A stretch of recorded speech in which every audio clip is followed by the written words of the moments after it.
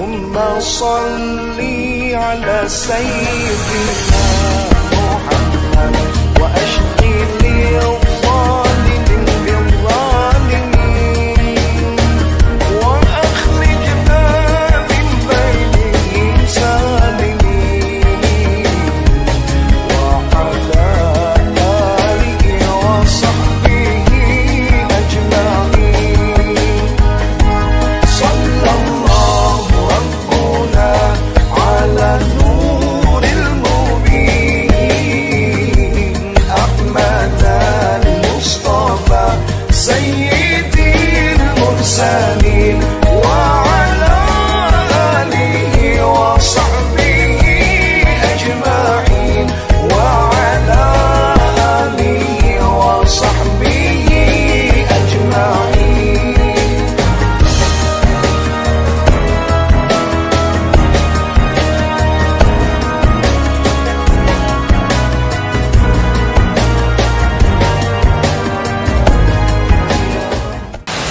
Bismillahirrahmanirrahim. Alhamdulillahi rabbil alamin wassalatu wassalamu ala asyrafil anbiya'i wal mursalin sayyidina wa habibina wa sayyidina wa maulana Muhammadin wa ala alihi wa sahbihi ajma'in. Amma ba'du, qala Allah ta'ala fi kitabihil karim wa huwa asdaqul qa'ilin. Rabbi shrah li sadri wa yassir li amri wahlul 'uqdatam min lisani yafqahu qawli. Rabbi yassir wa la tu'assir rabbi tammim bi khair. Subhanaka la ilma lana illa ma 'allamtana innaka antal alimul hakim. Wa la hawla wa la quwwata illa billahil aliyyil 'azim. Wa yanbaghi li talibil ilmi أن يكون متعملا في جميع الأوقات في دقائق القلوب ويعتبر ذلك، فإنما يدرك الدقائق بالتأمل، ولهذا قيل تعمل تدرك. Pada jemaah, sebelum kita lanjuti, mohon keikhlasan untuk membaca suratul Fatihah. Satu kali lagi kita niatkan dari salah satu keluarga daripada jemaah kita yang sedang sakit, mudah-mudahan Allah angkat penyakitnya, Allah berikan kesehatan yang sempurna, bisa kembali beribadah sebagaimana biasanya. Itu Indrian Batomo, Guntur Batomo. Mudah-mudahan kita niatkan juga buat kita semua, mudah-mudahan selalu dalam keadaan sehat walafiat, yang sakit disembuhkan penyakitnya, diberikan kesehatan yang sempurna, sehat lahir dan batin. Al-Fatihah biniyati sifat sehat wassalam walafiat wa ila hadratin Nabi al-Fatihah.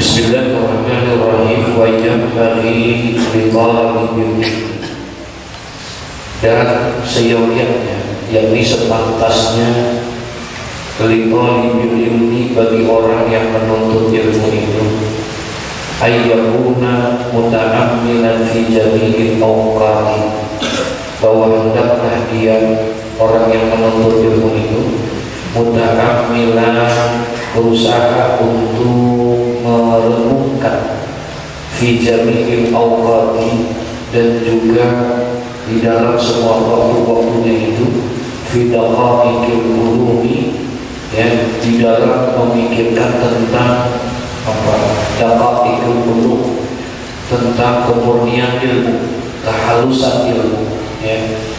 Bagi orang yang menuntut ilmu itu, hendaklah dia bukan hanya sekedar mempelajari daripada ilmu, namun juga hikmah-hikmah yang terkandung di dalam ilmu. Kemudian segala sesuatu sir di dalam ilmu itu juga pelajari, yang renungkan itu tentang kelebihan dan keutamaan daripada ilmu tersebut.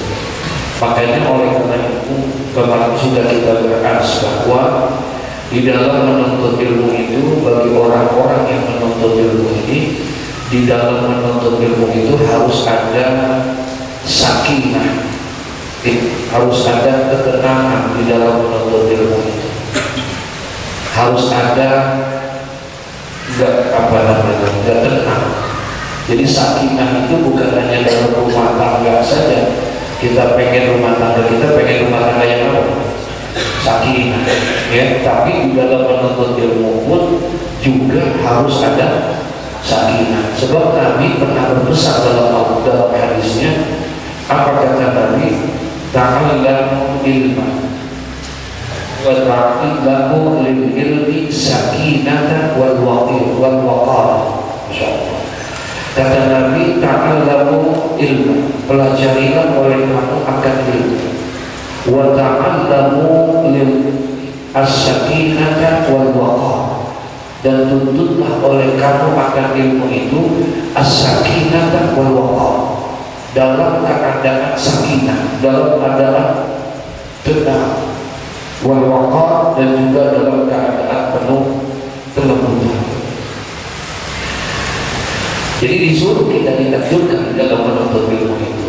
Bagi orang yang menuntut ilmu, kaji itu ilmu ini, renungkan ilmu, ya.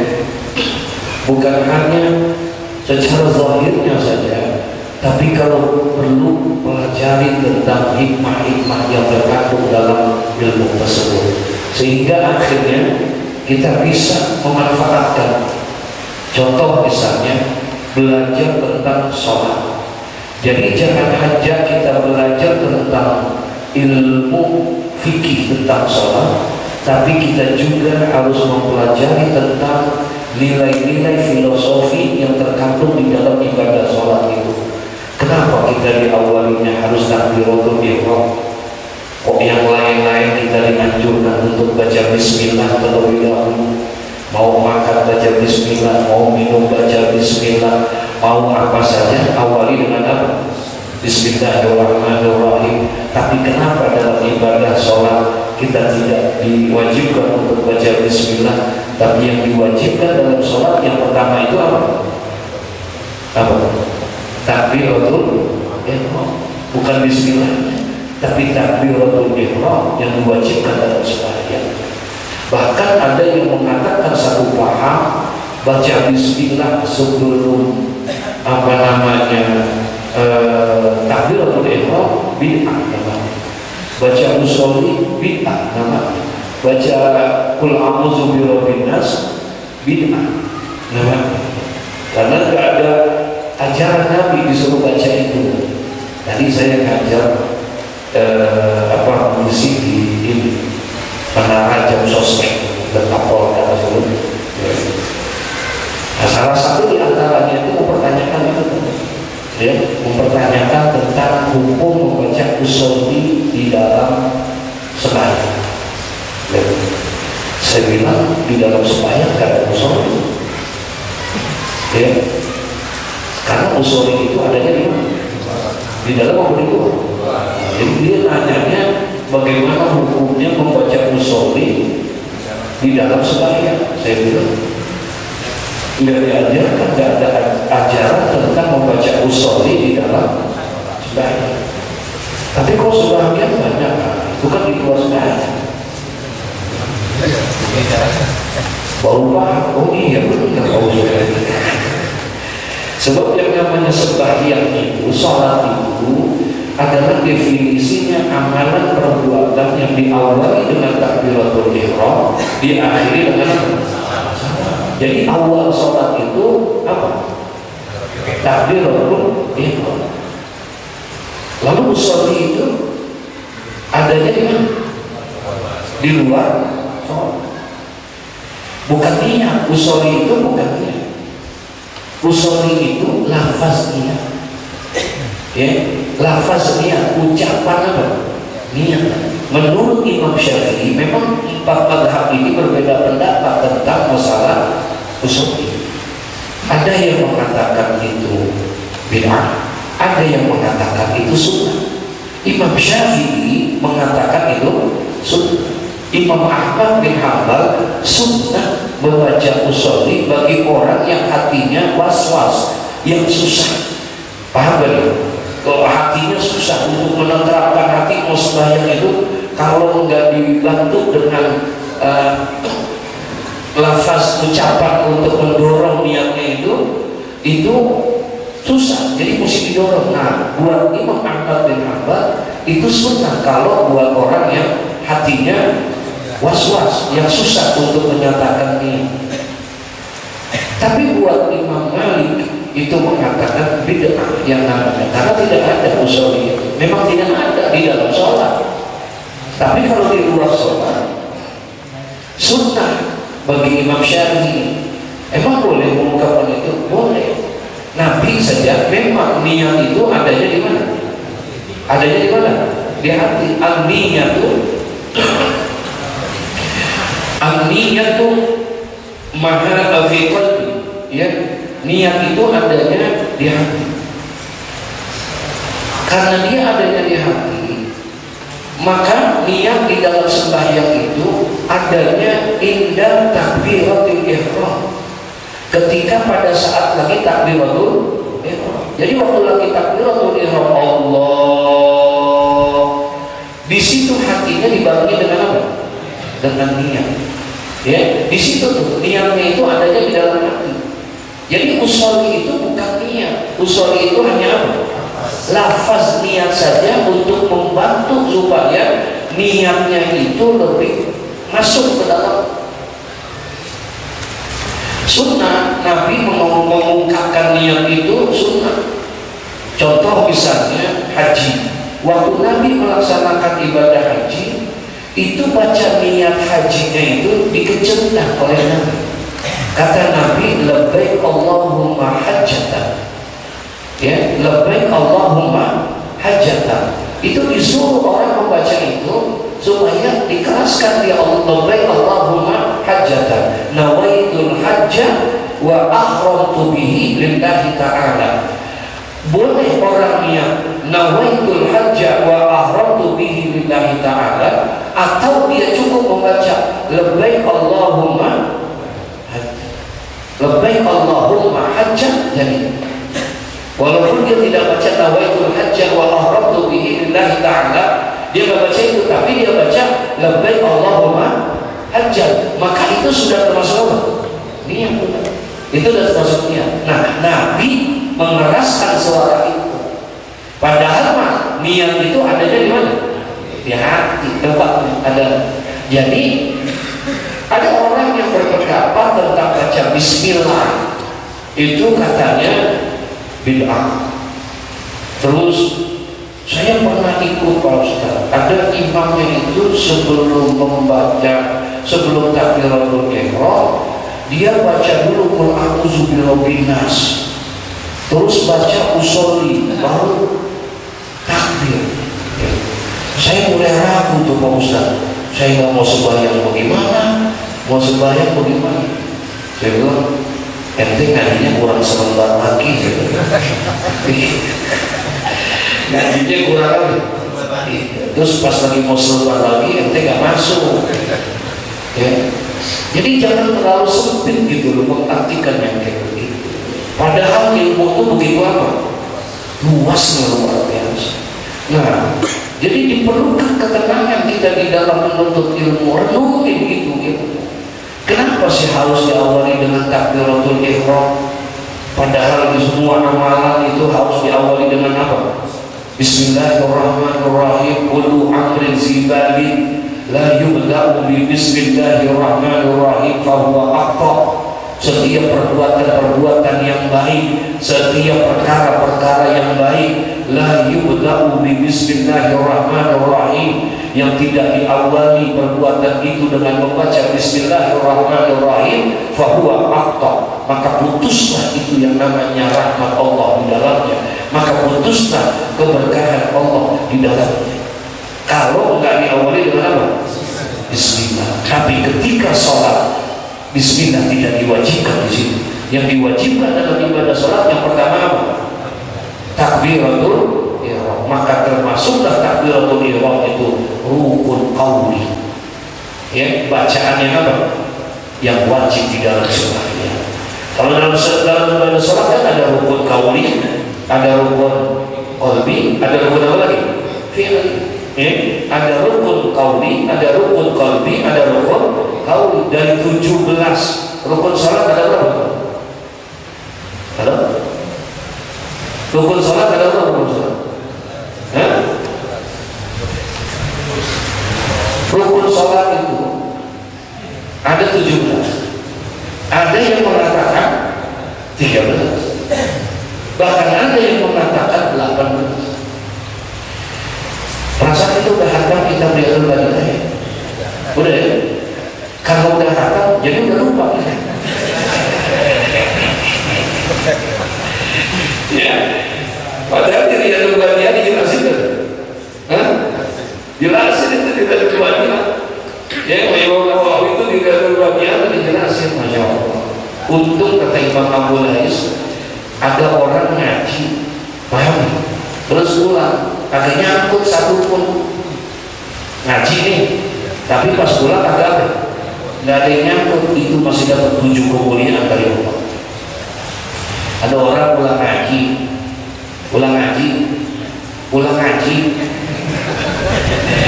sampai rumah yang dia ngajiin kagak ada yang ambil. Ada nggak yang begitu kira-kira ya? Ngaji dong. Kita kalau Kamis ngajak pengajian di musola apa namanya? Nurul Hidayah. Ada kitab namanya Nasaihul Ibad.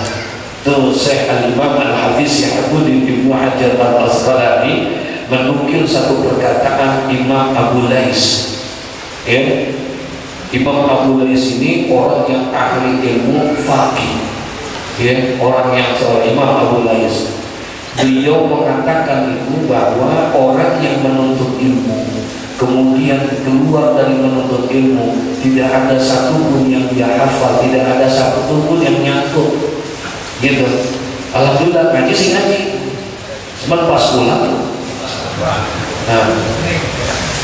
nggak ada yang nyangkut kan.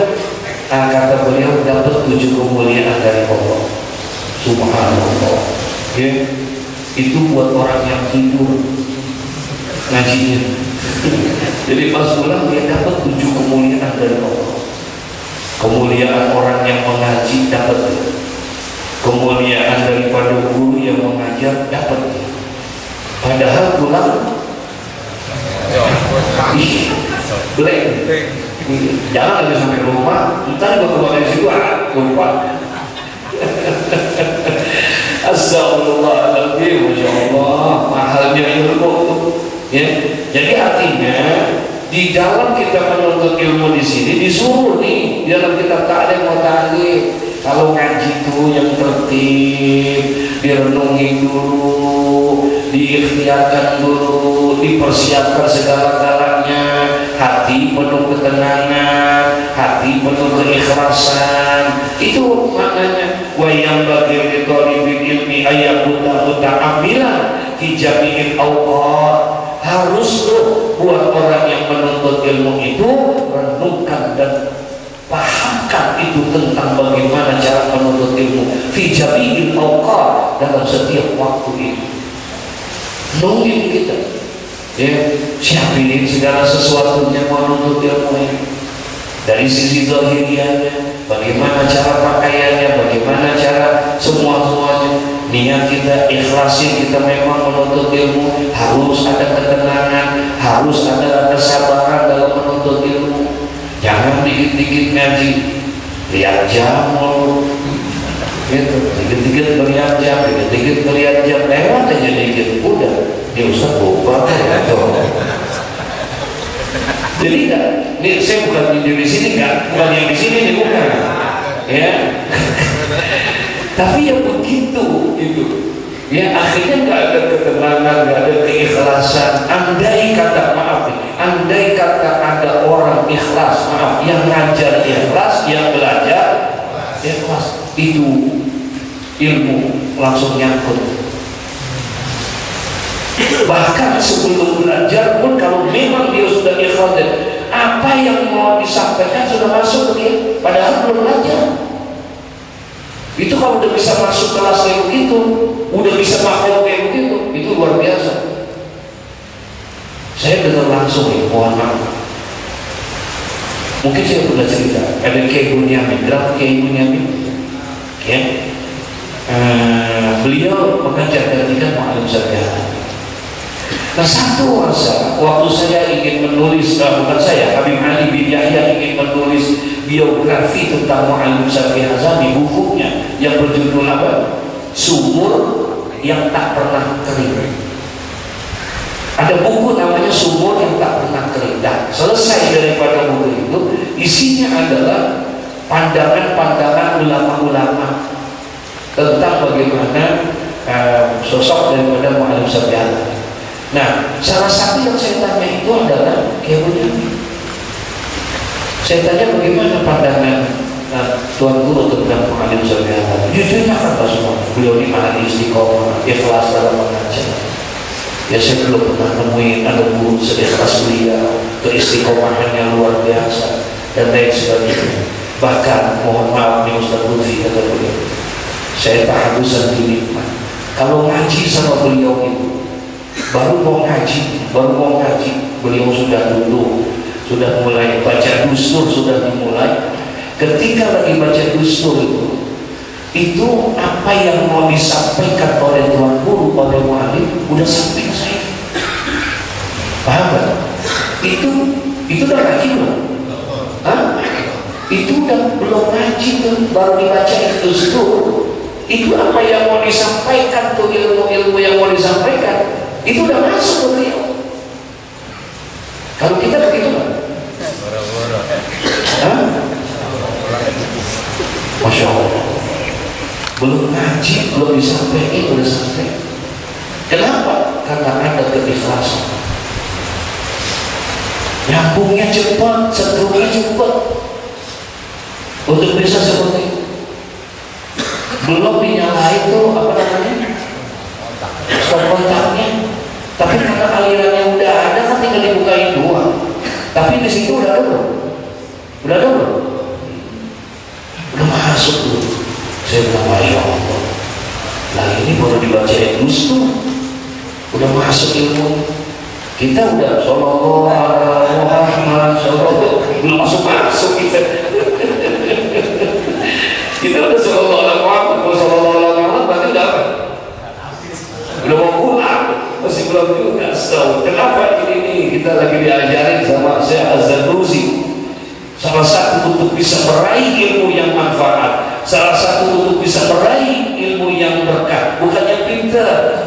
Syekh Az-Zarnusi tidak mengajarkan untuk mencari kepintaran dari sini.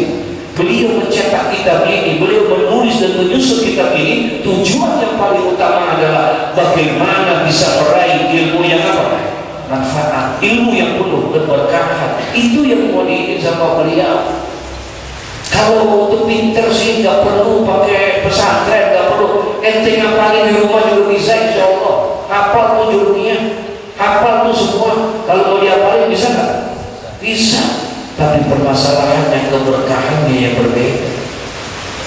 Nah, ini yang dibuka oleh Syekh Ibrahim bin Ismail Az-Zarnusi. Beliau mencoba untuk mencari keberkahan, bagaimana mencari kemanfaatan ilmu. Dan sepantasnya, seyogyanya, selayaknya litalibil ilmi bagi orang yang menuntut ilmu itu ayyakuna muta'ammilan fi jami'il awqat, bahwasanya dia harus merenungi daripada fi jami'il awqat, pada semua waktu-waktunya itu fi daqaiqil qulub, sampai yang halus-halusnya tuh. Daqaiq itu kan bedah. Tuh, kalau bedah halus tuh seperti itu, daqaiqul qulub, ya. Wa ya'tada zalika, bisa dia haruskan seperti itu, Masya Allah. Fa inna ma yudraku daqaiqu bi ta'ammuli, ya, sebab orang yang berhasil itu bisa mendapatkan, memiliki kedalaman dan kehalusan ilmu itu bita'ammuli dia mampu untuk mencurahkan segala daya pikirnya itu di dalam menuntut ilmunya, ya, lahir dan batinnya dia persiapkan untuk menuntut ilmu itu, baru dia dapatkan itu.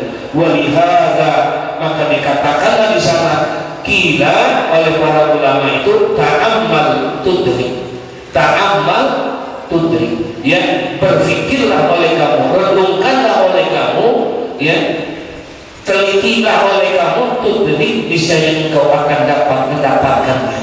Jadi sebelum kamu ini dulu, pikirkan dulu, renungkan dulu terlebih dahulu, kamu akan bisa meraih apa yang kamu dapatkan itu. Banyak orang bisa sholat, tapi dia tidak bisa mengambil hikmah daripada sholat.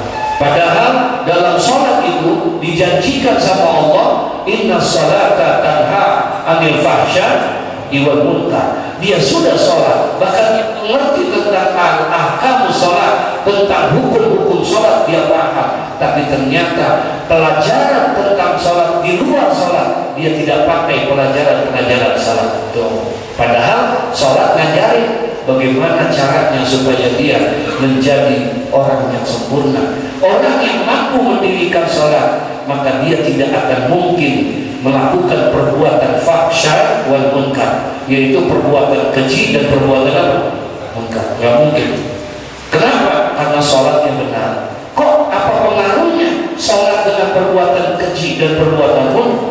Padahal kan sholat hanya sebatas itu, ya, berdiri, ruku, sujud, kemudian berdiri, salam dan lain sebagainya. Kok ada kaitannya sama perbuatan keji dan munkar? Kenapa Allah bilang sholat itu bisa mencegah perbuatan keji dan munkar? Dari mananya sholat bisa dapat itu? Apa dari hukumnya? Apa dari kaidah ilmu fikihnya? Bukan. Mesti ditelusuri keilmuannya. Paham gak maksudnya? Baru ketemu kita bagaimana sholat itu bisa menjadikan manusia terlepas dari perbuatan keji dan munkar. Makanya perintah tentang sholat itu bukan if'alus sholat, kerjakan sholat, bukan, tapi apa? Aqimus sholat, dirikan sholat. Beda makna dirikan dengan makna mengerjakan sholat. Kalau kerjain itu hanya sekedar mengerjakan, selesai. Yang penting saya sudah sembahyang, yang penting saya sudah sholat, selesai sudah. Tapi beda dengan orang yang mendirikan sholat. Orang yang mendirikan sholat itu 3 tahapan dia sudah siap. Sebelum sembahyangnya, kemudian di waktu sembahyangnya, dan juga sesudah sembahyangnya. Berpengaruh orang yang mendirikan sholat itu sebelum sembahyangnya, di waktu sembahyangnya, dan juga sesudah sembahyangnya, mempengaruhi dalam kehidupannya. Makanya dijamin sama Allah. Jaminannya luar biasa lagi. Ayatnya itu inna sholata tanha anil fahsya'i wal munkar. Pakai inna. Inna ini kan harfu taukid, huruf taukid, huruf penguat. Padahal nggak pakai inna, misalnya itu ayat, ya, as-sholatu tanha anil fahsya'i wal munkar. Boleh nggak? Boleh itu. Ayat begitu aja boleh. As-sholatu tanha anil fahsya'i wal munkar. Sholat itu dapat mencegah perbuatan keji dan munkar. Artinya dengan ayat seperti itu aja orang sudah paham nggak? Paham nggak? Udah paham dengan ayat seperti itu. Sholat itu dapat mencegah perbuatan keji dan munkar. Selesai. Tapi Allah enggak. Allah pengen mempertegas kepada hamba-hambanya tentang keutamaan sholat itu, sehingga Allah tambahkan itu harfu taukid, inna sholata. Berubah tuh, yang tadinya as-sholatu tanha, karena ada inna jadi apa? Inna sholata mansubun bi inna. Jadi dinasabkan dia dengan adanya huruf apa? Inna. Berubah jadinya, karena berubahnya itu ada inna. Kata orang nahwu, ziyadatul bina tadullu ada ziyadatil makna. Adanya satu bangunan, tambahan bangunan di dalam satu bangunan itu bisa menambahkan makna, berubah jadi makna. Kalau tadi sholat itu dapat mencegah perbuatan keji dan munkar, selesai. Tapi ketika inna berubah, kenapa? Sesungguhnya sholat itu dapat mencegah perbuatan keji dan munkar. Berubah? Berubah? Substansinya sama, tapi dengan masuk inna jadi lebih kuat lagi. Sholat itu sesungguhnya dapat membuat. Tapi kenapa orang sembahyang yang nggak pernah tinggal, jamaahnya nggak pernah tinggal, begitu sembahyang di luar di awal waktu rapi sembahyangnya, tapi ternyata perbuatan maksiat masih dilakukan oleh dia. Ada nggak? Sembahyang masa bahaya maksiat. Kenapa itu bisa? Karena dia kurang, tidak merenungi daripada hikmah ilmu yang dia pelajari. Fokusnya hanya masalah fikihnya saja. Orang haji ini dia. Terlalu banyak orang yang berdebat masalah fikih haji, tapi dia lupa tentang perenungan tentang ibadah haji itu sendiri. Dia nggak paham tentang bagaimana hikmah yang terkandung dalam ibadah haji. Apa makna melontar? Ini yang diributin. Tuh kalau melontar, kalau nggak kena temboknya gimana? Tuh kalau misalnya dia nggak kuat gimana? Hanya itu yang diperdebatkan, tapi dia tidak pernah membicarakan tentang hikmah yang terkandung. Syekh Zarnusi mengajarkan, kalau kamu belajar, pelajarilah secara utuh. Paham nggak maksudnya? Ya, pelajarilah secara utuh. Pelajari itu hukum-hukum sholat, tadi itu rukun sholat. Apa sih maknanya? Mana sih rukun dari yang 17 itu? Mana sih yang rukun qalbi? Mana sih yang rukun qauli? Mana sih yang rukun fi'li?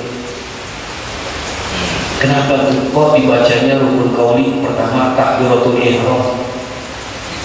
Takbiratul ihram. Bismillah ada nggak di situ? Ada nggak? Nggak ada. Yang dibaca takbiratul ihram yang pertama, yang wajib dibaca. Nggak sah kalau bapak sembahyang, ibu sembahyang, maaf, dalam hati itu nggak sah. Kenapa? Karena dia rukun qauli, bacaan yang mesti dia apa ya? Jadi mesti diangkat suaranya minimal buat siapa? Buat dirinya. Allahu Akbar. Nggak boleh pakai dalam hati, nggak sah. Jangan lagi dalam kitab Riyadhul Badi'ah. Coba lihat dalam Kasifatus Sajah. Di dalam Kasifatus Sajah dijelasin ada namanya satu pasal di situ tentang takbiratul ihram. Ternyata takbiratul ihram saja itu ada 16 syarat untuk takbiratul ihram. Takbiratul ihram itu yang kita baca, takbiratul ihram tahu nggak? Apaan? Kalimat apa? Allah. Dalam sholat itu kan ada takbiratul ihram, ada takbir intiqal. Kalau takbir intiqal sunnah. Takbir intiqal itu takbir yang dibaca ketika berpindah dari satu gerakan ke gerakan yang lain. Itu namanya takbir intiqal. Lakum dinukum wa biyadin. Allahu Akbar. Takbir kan? Itu namanya takbir apa? Intiqal. Hukumnya apa? Sunnah. Enggak dibaca, sah sembahyang kita. Lakum dinukum wa biyadin. Sah. Karena dia hukumnya sunnah.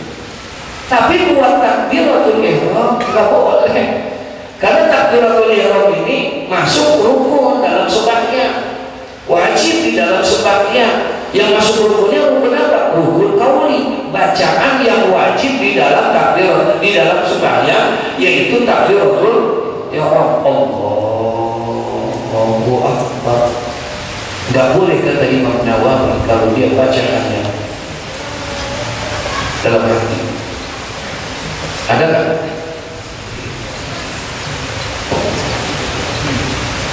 Nggak boleh. 16 syarat buat takbiratul ihram doang.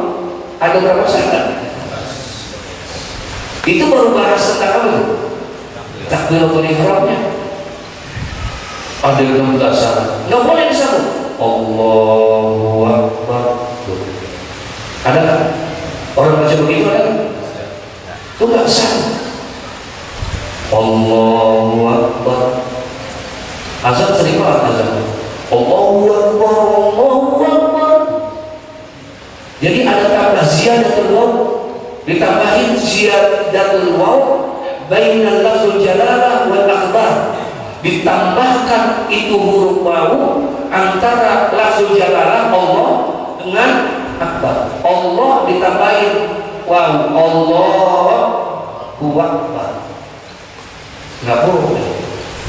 Tapi ada yang baca begini, Allahu Akbar. Allahu Akbar. Seharusnya Allahu Akbar.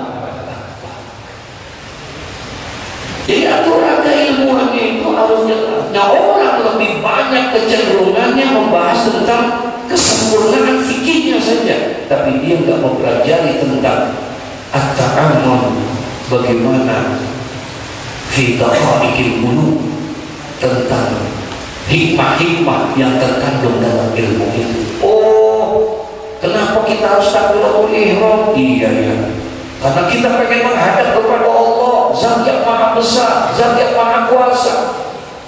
Ketika kita sudah mau menghadap kepada Allah, kenapa harus Allahu Akbar? Karena apabila kita menghadap kepada Allah, Allah yang Maha Besar, semuanya kecil, tidak ada yang besar kecuali siapa?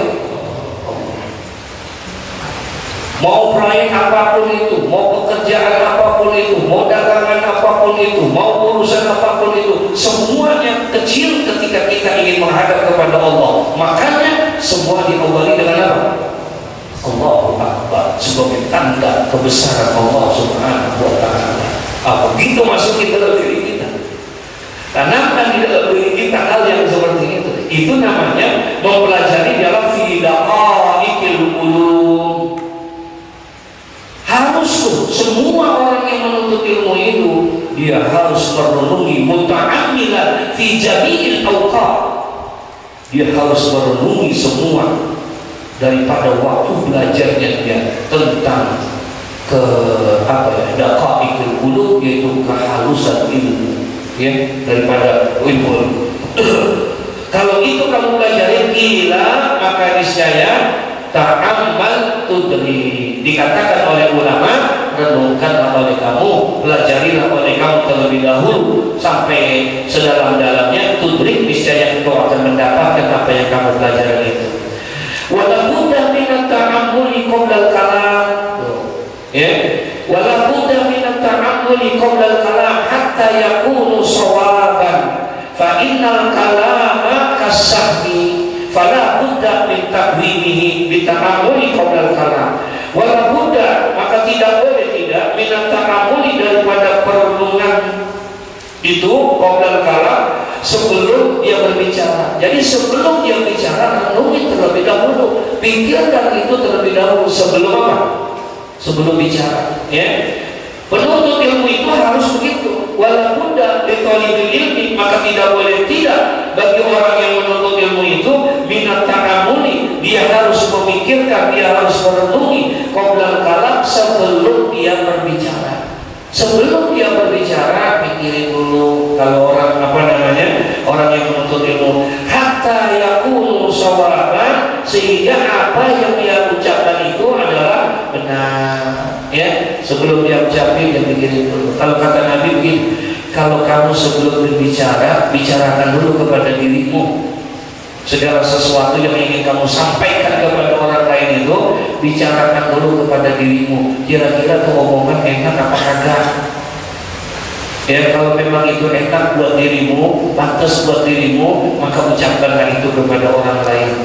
Kalau itu tidak, maka tahanlah dan janganlah engkau ucapkan. Kenapa? Buat dirimu aja gak enak, apalagi buat orang lain. Sampai begitu Nabi mengajarkannya. Begitulah kita. Wala budda li thalibil ilmi min at-ta'ammuli qabla al-kalam. Tidak boleh tidak bagi orang yang menuntut ilmu itu, maka dia harus pikirkan terlebih dahulu, dia harus renungkan terlebih dahulu sebelum berbicara. kira-kira pembicaraannya begini, hatta yakuna sawaba, sampai dia punya keyakinan bahwa omongannya itu adalah benar, ya, omongannya benar, apalagi dia orang ahli ilmu.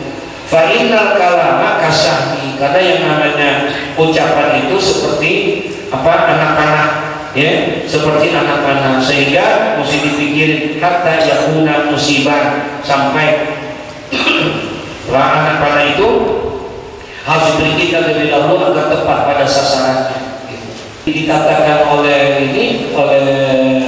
pengarang kita ini bahwa betapa diajarkan kita ini seperti busur, ya, seperti busur. Nah, sebelum kita omongan ini adalah seperti busur. Sebelum kamu berbicara, jangan sampai bicara itu kamu kena orang lain. Kamu harus arahkan dulu yang baik. Paham ya? Mesti dipikirin dulu, mesti benar-benar ini kenapa enggak, ini kenapa enggak, mesti dilatih benar. Mesti dikeker dengan hati-hati, penuh dengan ketenangan, penuh dengan ini segala macam. Masya Allah, kemarin viral gambar Pak Anies lagi nembak, ada kan? Ya, lagi nembak, tenangnya bukan main, saya bilang presiden. Dia lagi tembakan, dia lagi jeger. Kenapa bisa tenang? Kenapa bisa? Dia ukur dulu, dia teliti dulu, dia penuh ketenangan, bisa.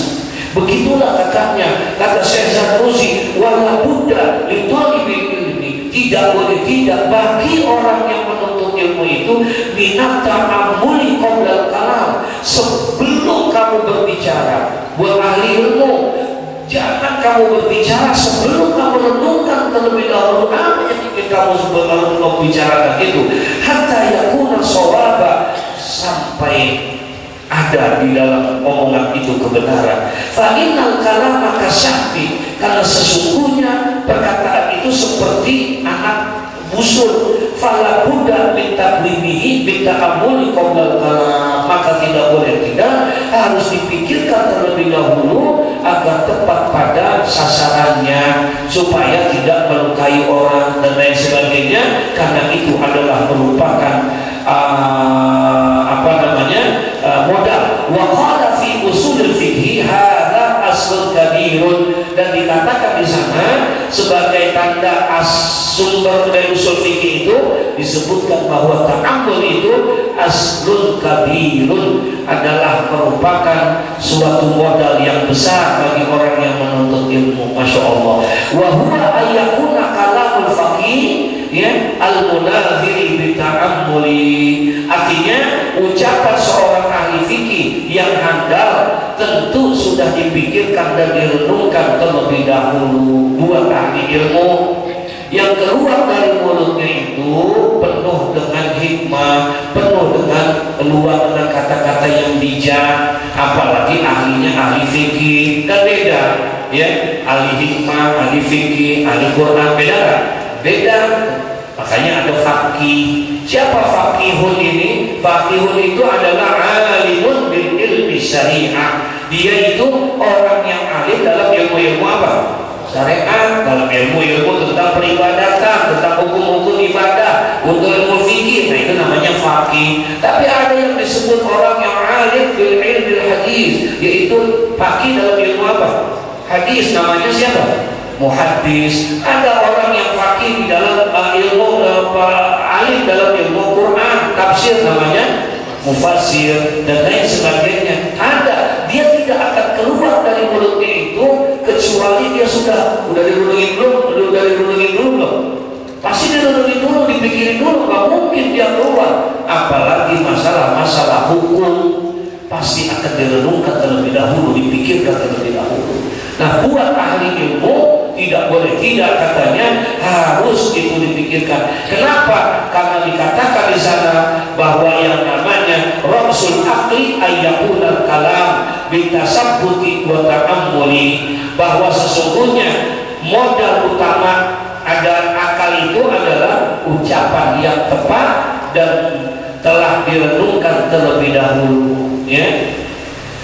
Qala qailun, ya, dan dikatakan di sana dalam sebuah saya usika fi nasmil kalami bi khamsatin, in kunta bil musi saqiqin muti'an la taqfulan sababal kalami wa waqtahu wal kaifa wal kama makana jami'a.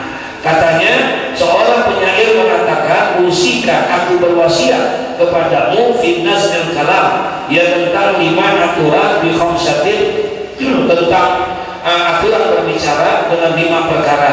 In kunta lil musi saqiqin muti'an, jika engkau mengikuti pemberian wasiat, karena artinya muti'an la taqfulan sababal kalami wa waqtahu, karena kasihan dalam soal pembicaraan, maka bicaralah itu dengan bicara yang baik katanya. Ya, jangan engkau lupakan itu, daripada la taqfulan sababal kalami wa waqtahu, dan jangan engkau lupakan daripada 5 perkara itu, yaitu apa? Yang pertama sebab berbicara, wa waqtahu, kemudian waktu berbicara, wal kaifa, dan cara berbicara, wal kamma, dan juga banyaknya bicara, wal makana jami'an, dan tempat bicaranya. Tuh 5 hal yang perlu diperhatikan oleh kamu untuk berbicara. Itu ada 5 hal fi nazmil kalami bi khamsatin, ya, ada aturan berbicara di dalam 5 hal. Apa saja? Sababal kalami, yang pertama sebab bicara. Kamu mau bicara ini sebabnya apa? Ya, yang mau dibicarain apa? Yang kedua, bahwa waktunya, waktu daripada apa? Bicaranya. Kamu bicaranya kapan?